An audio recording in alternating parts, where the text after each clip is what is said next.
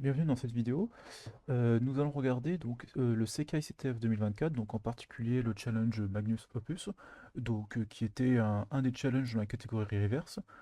Donc c'est principalement en fait de la logification pickle. Donc alors l'auteur a justement fait en sorte que des tools connus comme Pickle Tool ou alors je sais plus exactement l'autre, mais oui, il y avait une librairie qui était autour de Pickle Tool, qui en fait il a fait en sorte justement que ces librairies soient complètement cassées. Donc on va pas vraiment se tourner vers ces librairies qui sont quand même pas mal utilisées, mais plutôt vers des concepts comme Dumpé, la sortie en fait de l'exécution des codes object dans Marshall. Alors, on va pouvoir télécharger le chal. Donc il y a une instance remote, c'est pour valider le chal. Et on a le Python qui est obfusqué. Alors, donc, comme vous pouvez le voir, on a un gros pickle object, donc qui est très gros. Donc tout ça c'est du bytecode pickle, hein. Donc le bytecode pickle qui est assez différent du bytecode Python, mais qui en soi fonctionne pour la même chose. Ici basé sur une stack, et on va avoir l'évaluation des OP codes qui vont donner du coup des actions, des strings, etc. Alors, ici, on peut voir aussi, il y a le buffer. Donc, c'est-à-dire qu'on est on est sur Pickle Protocol 5, puisque ça a été introduit uniquement au niveau du 5. Alors, hop, on va revenir au tout début. Alors, au tout début, si on essaye de lancer le shell directement, alors moi j'ai compilé une version de Python 3.11.9 parce que dans l'énoncé justement c'était dit 3.11.9. Alors c'est très important de bien suivre la version précise de Python qui est précisée parce que en fonction de la version de Python, le bytecode change et donc du coup, si vous tentez d'utiliser le challenge sur une version pas la même, vous allez sûrement avoir des problèmes et des erreurs. Donc là, j'ai un lien symbolique vers le binaire Python qui a été compilé. Donc c'est CPython 3.11.9. Et je vais lancer le chal. Donc, alors, c'est magnusopus.py. Moi, j'ai juste renommé en chal.py. Hop. Et voilà. Donc, le premier message qu'on va recevoir, c'est donc ce message-là, où il y a un exit immédiatement et qui est en fait un anti-reverseur. Alors, on va essayer de savoir pourquoi il y a ce message-là et comment accéder au chal. Sache que le vrai chal en lui-même, si on se connecte sur instance remote, donc l'instance remote va lancer le chal. Hop, voilà, on a un texte en bas 64 avec une input qui est attendue. Donc on peut tester n'importe quoi. Hop. Alors l'instance remote ne marche pas bien. Alors c'est normal. Et c'est parce que les serveurs sont en Amérique. Et donc du coup, comme moi je suis en Europe, en fait il y a des problèmes de délai. Et donc du coup, tout simplement, le retour, normalement on est censé avoir un op ou un bad, etc. Mais en fait on n'a pas de retour. On a juste un input output error. Bon, c'est vrai que ça peut porter à confusion la première fois et surtout que on a perdu pas mal de temps à débugger ça. Mais bon, c'est pas très grave. On va pouvoir de toute façon tester en local. Donc ici, notre but, c'est de trouver un moyen d'extraire le bytecode Python qui va être exécuté, et ensuite de le reverse. Alors, ce qu'on pourrait faire, par exemple, ce serait d'aller directement dans l'évaluateur du bytecode Python et de dumper tous les OP codes qui sont exécutés. Euh, donc, ce que vous pouvez faire, par exemple, c'est que vous allez directement dans CPython, module, et ensuite, vous pouvez aller dans le module pickle. Donc ça, c'est le module Python donc directement qui va parser et évaluer le bytecode pickle. Et ensuite, une fois que ce bytecode pickle est parsé et va être ensuite voilà, rempli la stack, faire ce qu'il doit faire, et ben à ce moment-là, du coup, on aura du coup également le bytecode Python qui sera exécuté par derrière, parce que tout simplement, le bytecode pickle en fait, va lui faire en sorte de préparer les codes objets qui vont être exécutés ensuite par Python, enfin dans Python. Donc on peut regarder le code, hein, il y a différentes fonctions. Nous, le plus important ici, c'est de trouver. Alors, on va trouver la fonction qui évalue le bytecode. Hop, il me semble que c'est des targets. Voilà, donc là, on a différents bytecodes au tout début, hein, donc dans un enum. Alors, je ne vais pas passer en détail sur tous les bytecodes de Pickle. Clairement, c'est pas l'essentiel. On a quand même des bytecodes importants, hein, comme pop, marque pour faire des listes, stop, hein, ça aussi pour quitter. Et après voilà, tout ça, ça va être des OP codes qui vont permettre en fait de préparer en fait une sorte de stack, de préparer des objets, etc. Donc nous, le plus important ici, nous, ça va être reduce. Hop, donc alors attends, laissez-moi le retrouver. Hop. Alors bon, l'handler associé du bytecode, c'est load reduce, voilà. Donc ça, c'est la version C. Nous, on va regarder la version Python, hein, parce que ce sera, certes, c'est moins rapide, la version Python, mais en fait, ce sera beaucoup plus simple pour débugger, pour afficher les éléments sortis. Donc nous, on va plutôt regarder la version Python, parce que c'est la version, on va dire, la plus simple à étudier et surtout à débugger. Alors, ce qui se passe, hein, quand on va exécuter le pickle.loads directement dans le challenge, lui, il va utiliser la version C, parce que c'est la version, c'est l'implème native, c'est la plus rapide, c'est la plus optimisée. Mais il y a quand même une version Python qui est disponible pour du debugging, ou même juste, je pense, pour d'autres cas d'usage. Alors, voilà, donc si on voit, hein, ici, là, tout simplement, dans le unpickler, alors, on est actuellement, on est dans le dossier lib et on est dans pickle.py. Donc dans pickle.py, si jamais il essaye d'utiliser la version, euh, la version C, et donc du coup il va importer la fonction loads, nous c'est pas forcément ce qu'on cherche, donc on va utiliser plutôt hop, cette fonction là qui est donc du coup l'implémentation en Python de la classe unpickle. Donc comme vous pouvez voir, en fait, il va juste importer quelques paramètres en plus, l'encoding, les erreurs, etc. Et ensuite après, il instancie la classe unpickle qui va charger ensuite. Donc alors nous, on va pas prendre le chal, on va prendre notre fichier par exemple, hop, et on va prendre, allez, hop, que je n'ai plus d'ailleurs. Ah oui, npickle.py, voilà. Alors, donc moi j'ai juste fait un wrapper, hein, directement vers la classe npickle. Comme ça c'est plus simple, ça m'évite de modifier directement dans Python. Et je peux faire mes modifications comme ça. Alors, euh, hop, voilà. Donc on va tout sauvegarder dans l'espace courant. Hop. Donc on va pouvoir faire un premier test, donc de voir ce qui se passe. Bon, en l'occurrence, il se passera rien si on fait un Python donc du coup hop, de notre unpickle, il va rien se passer, hein, parce que du coup on a fait aucune modification et donc du coup on aura toujours le problème de euh, qu'on n'a pas le droit de reverse cette application. Par contre, ce qu'on peut faire, c'est qu'on peut déjà essayer de dump tous les objets calables qui ont été faits au niveau du load reduce. Donc on a juste ici, donc on a tous les autres OP codes, hein, bien sûr. Alors on pourrait, si on s'amuse, à regarder tous les autres OP codes. Donc par exemple, alors je sais plus exactement où est la fonction. Oui, bah, c'est dans le load, je suis bête. Hop, tac. Alors, on va récupérer la fonction load, voilà. Donc là, en fait, il va lire l'OP code et ensuite, après, du coup, il va lancer l'handler associé à cet OP code là. Donc, on pourrait s'amuser à dump tous les OP codes pickle qui sont exécutés pendant la fonction, pendant le chal.py, mais c'est pas forcément très intéressant parce qu'il y en a quand même beaucoup qui sont pas forcément, qu'on met beaucoup de temps à analyser et qui seront pas forcément très intéressants.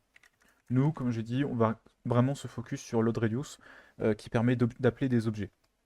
Donc, ce qu'on peut faire pour commencer déjà, on peut afficher la fonction qui va appeler, parce que du coup, qui est pop de la stack, et ensuite, et ses arguments.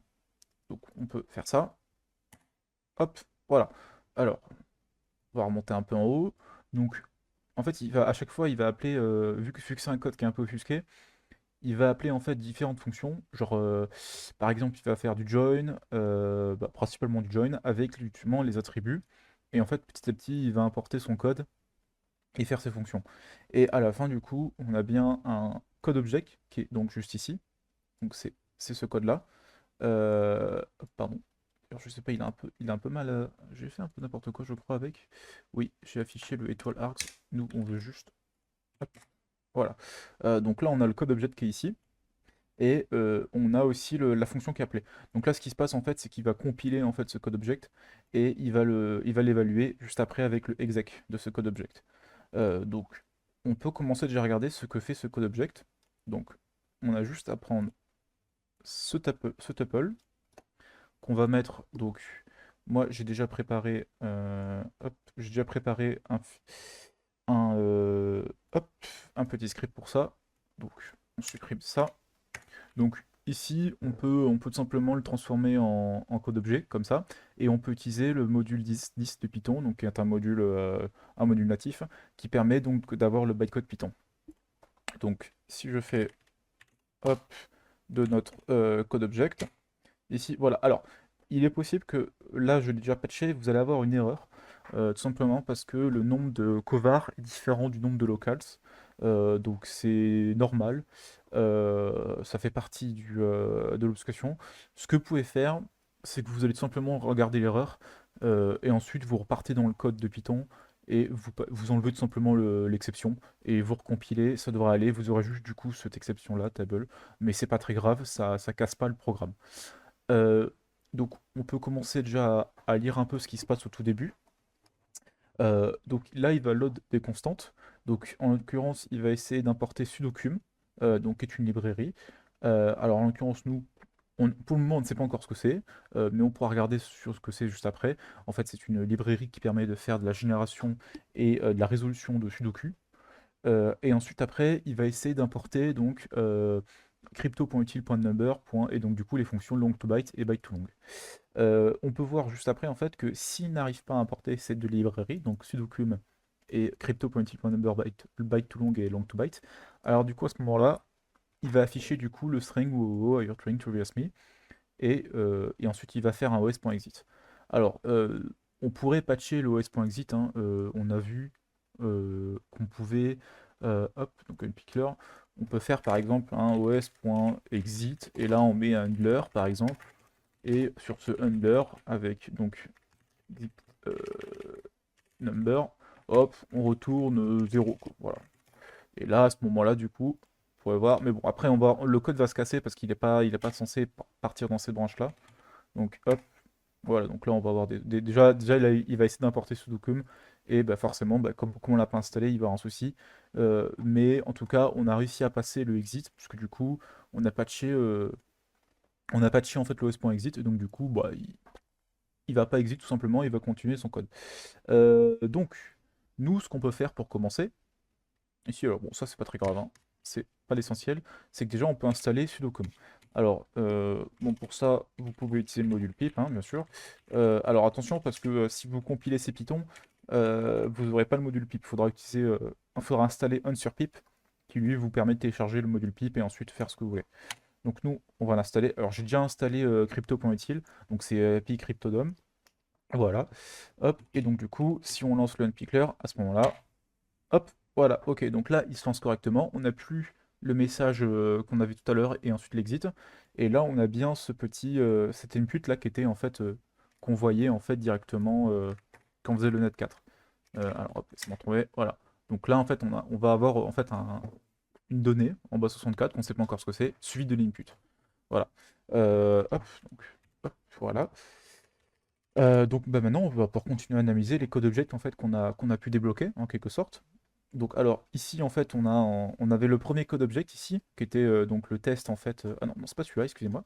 Voilà, c'est celui-là. Donc ça c'était le premier code object qu'on avait analysé, qui était donc qui vérifiait qu'on pouvait importer les deux librairies, et si c'était pas le cas, du coup on avait ce message-là, celui d'un exit. Alors il va continuer à exécuter du code. Donc pour l'instant, en fait, tout ce code-là, on n'a pas forcément besoin de l'analyser parce qu'en fait, à chaque fois, c'est des objets qui sont préparés et ensuite qui vont être exécutés, qu'on va retrouver là-dedans. Donc là, ça c'est le deuxième code object qui va être exécuté. Donc bon, on va pouvoir l'analyser.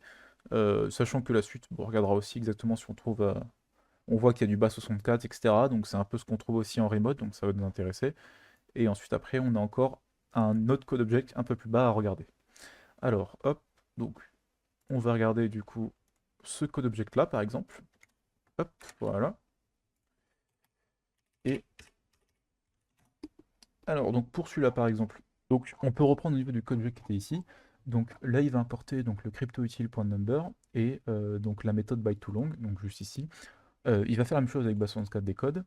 Et ensuite il va appeler la méthode input, donc pour récupérer une entrée utilisateur. Ce qui se passe ici, c'est que cette input là, elle va en fait, elle va être appelée avec un base64 des codes. Voilà. Donc, R, base 64, R décodé tout simplement, c'est plus simple. On va faire un base 64 décode de. D'ailleurs, mais j'ai écrit n'importe quoi, c'est pas ça. Hop, voilà. De cet input-là.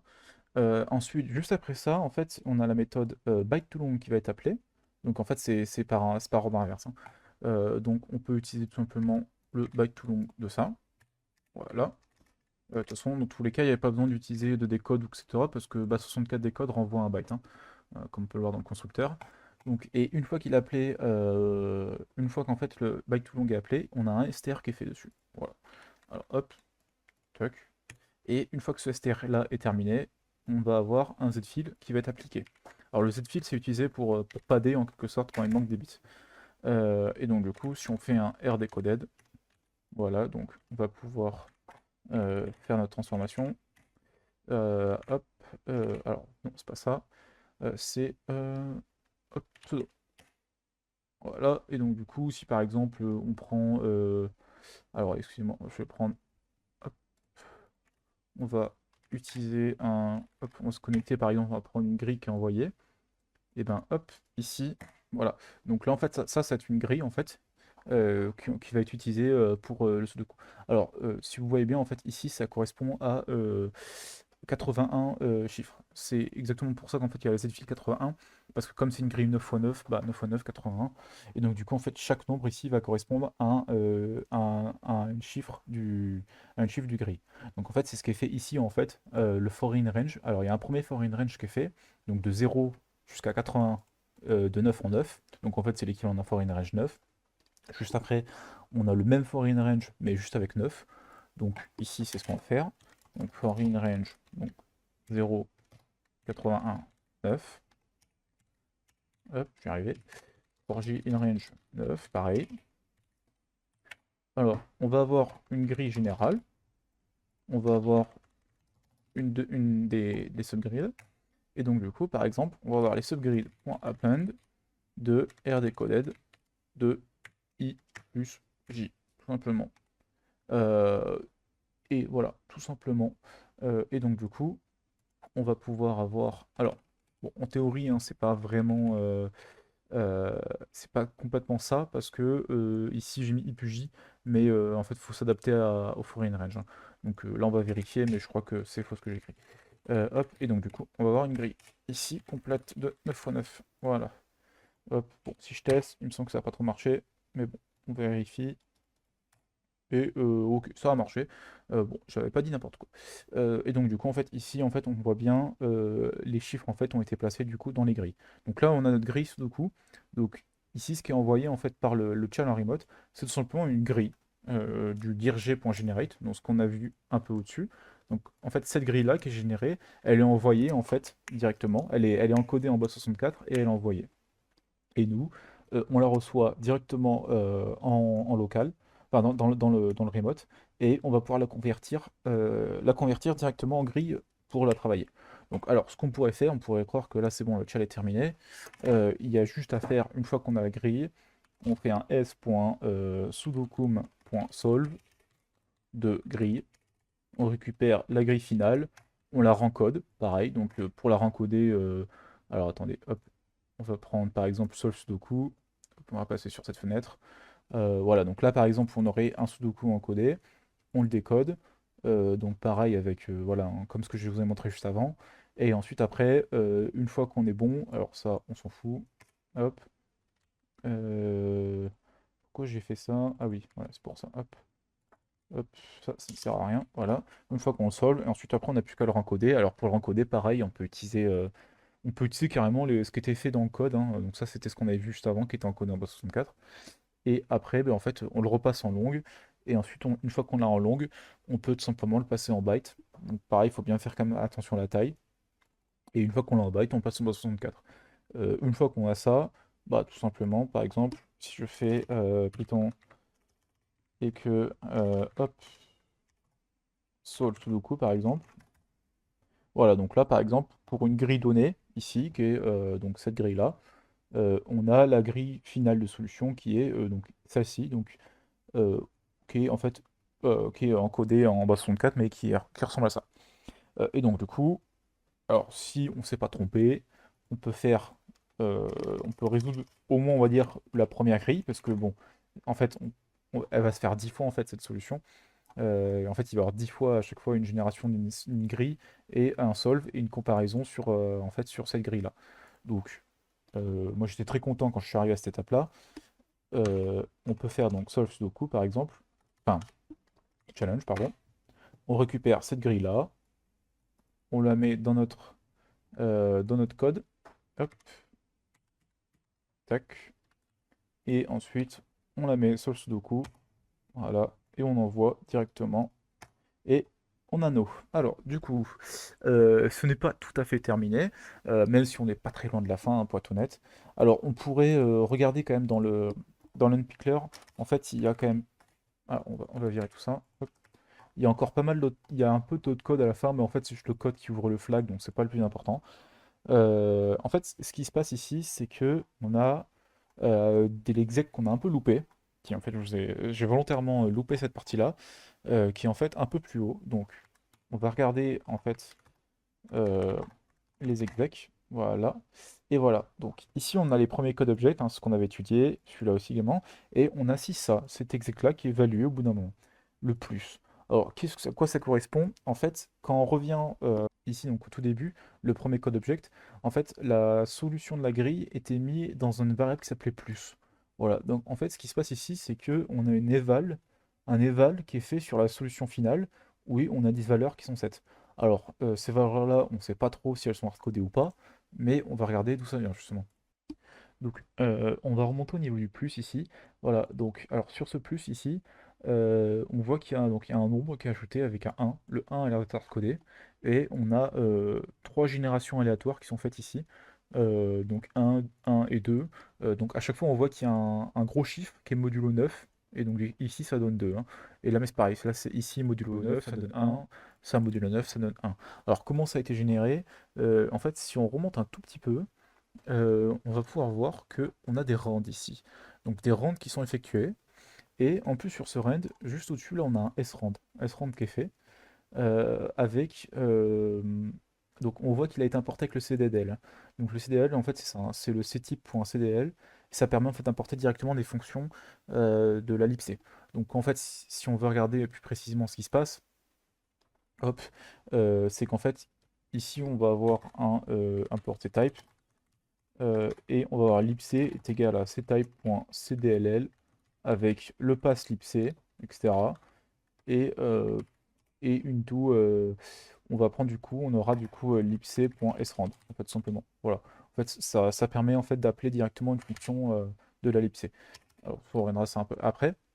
Donc ici, en fait, le srand, c'est pas le srand de Python, hein, il n'y en a pas en ce moment. Enfin, il y en a un, mais c'est pas le même. Enfin, c'est le même, hein, clairement, mais jusque-là, la notation fait qu'on a utilisé le libc de srand. Et c'est la même chose pour rend ici, à chaque fois. Rend, on appelle la fonction de la libc. Alors, c'est pourquoi pas. En vrai, on aurait pu faire la même chose peut-être, mais je pense qu'il y a peut-être des différentes implémentations. Mais dans tous les cas, on va utiliser en fait, hein, ce qui est fait dans le code, comme ça on match au plus près la génération aléatoire. Alors ici, on a aussi, pareil, ce chiffre-là, on ne sait pas trop d'où il sort. On voit qu'il y a un int qui est fait dessus pour donner cette seed-là. Donc on suppose que cette seed va être utilisée pour le srand. Alors ce chiffre-là, en fait, il est utilisé, c'est un time.time qui est fait en fait. Alors pourquoi? On va le retrouver juste maintenant. Hop. Alors si je cherche par exemple time, ben, on l'a pas, tout simplement. Bah oui, je suis con, en fait, il est tout simplement là. Donc en fait, on a un time.time qui est fait là. Alors on n'a pas le détail, hein, parce que j'ai pas affiché tous les OP codes. Il faudrait que j'affiche la stack en fait pour être plus précis d'ailleurs, hein. Donc en fait ici on a un time.time. Donc en fait ce qui va se passer exactement ici, c'est qu'une fois qu'on a fait la solution, on va avoir on va avoir donc un seed est égal à time.time. Hop, il faut apporter le module également. Et on fait un int de ça, et ensuite après on a un srand de celui-là. Et sur ce srand, alors bon, il y a toujours le srand, il faut c'est un libc.srand avec libc qui est égal à ctype. Alors forcément, il faut aussi importer ctype, ctype.cdll, et là on peut mettre le pass, donc c'est user à lib, x86, etc. Hop, etc., etc. Et donc du coup ensuite on aura notre srand. Et ensuite, juste après ça, on a un foreign range qui est fait, donc voilà, et voilà. Donc en fait ici on peut le voir, hein, on peut juste compter le nombre de fois que plus est fait. Et en fait si on vérifie quand on a la stack entière du code, les 10 foreign range 10, en fait à chaque fois il le fait donc 11 fois. Voilà. Donc ici en fait on va avoir un foreign range 11 où si on suit un peu ce qui se passe dans le disassembly, à chaque fois en fait il va générer un indice, une première valeur, une deuxième valeur, une troisième valeur, et en fait il va prendre la grille finale, il va set du coup aléatoirement du coup l'indice X, et enfin la colonne X et la ligne Y, et ensuite il va rajouter une valeur aléatoire plus 1. Voilà. Donc en gros, ce qu'on peut faire ici, c'est qu'on va avoir notre grille, donc qui va être aléatoire, donc là pareil. Là on va avoir rand est égal à lipc.rand. Donc on va avoir x est égal à rand modulo 9, y est égal à rand modulo 9, pareil. Notre valeur qui va être modulo 9 également, pareil. Et ensuite, on va avoir un sx de y qui est égal à v plus 1. Voilà. Et une fois qu'on a ça, à ce moment-là, du coup, on pourra l'encoder et l'envoyer. Donc, maintenant qu'on a à peu près l'ensemble du programme, bien sûr, on a également en fait la suite, hein, mais c'est juste l'ouverture du flag. Bon, ça, c'est pas très important. Maintenant qu'on a l'ensemble à peu près du comportement du programme, on peut écrire un solver. Donc, alors moi, le solver, je l'ai déjà préparé. Donc, comme vous pouvez le voir ici, donc on a bien le libc qu'on vient importer. Donc, alors, le time.time plus 1, c'est normal. Comme je vous ai déjà expliqué, en fait, l'infra remote est aux États-Unis. Et donc, du coup, en fait, il y a des problèmes de délai. Et donc, du coup, le time.time n'est pas correctement synchronisé. Donc, du coup, ça faisait pas du tout les bonnes seeds, quoi. Donc ici, en fait, j'ai mon time que je viens légèrement incrémenter parce qu'il y a un petit temps de délai entre le remote qui est fait avec PointTools. Donc n'oubliez pas de mettre un SSL trou, hein, sinon il y aura des soucis de connexion. Alors hop, ça on peut enlever. Donc, alors j'avais eu quand même pas mal de soucis parce que du coup, comme l'infra était un peu pété du coup avec les serveurs aux US, en fait, on n'avait pas le retour du no ou du bad. Et donc, du coup, c'était un peu galère pour savoir si notre code marchait ou pas, tout simplement. Euh, donc, juste ici, en fait, on va avoir notre Sudoku encoded.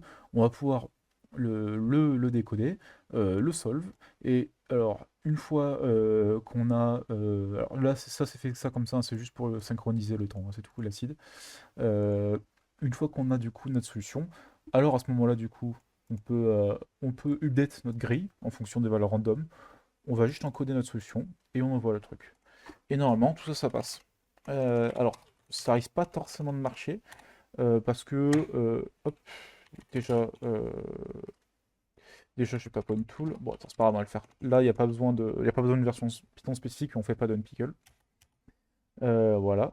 Alors, ça dépend du coup en fonction. Voilà, donc là, ce qui se passe ici, c'est qu'il a réussi le premier Sudoku. Le deuxième, il n'a pas réussi parce qu'en fait, il y a des problèmes de synchro avec le délai. Le time.time se synchronise mal.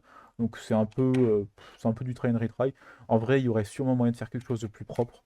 Mais personnellement, moi, j'ai juste fait 5 ou 6 fois et c'est passé quoi.